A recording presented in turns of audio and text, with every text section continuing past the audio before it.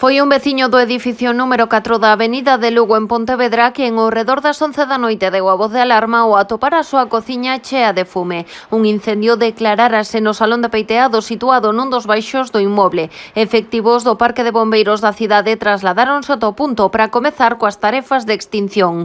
Ao mesmo tempo, como medida de precaución, decidiron evacuar a todos os residentes do edificio.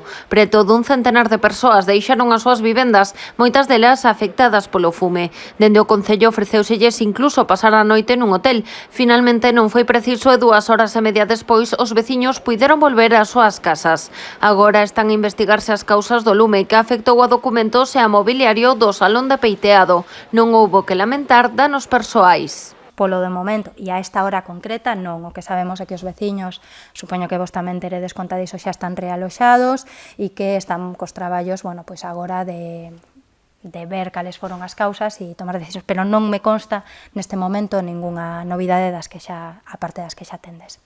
O fume afectou tamén outro edificio da zona e un garaxe, pero non foi preciso tomar ningunha medida a maiores.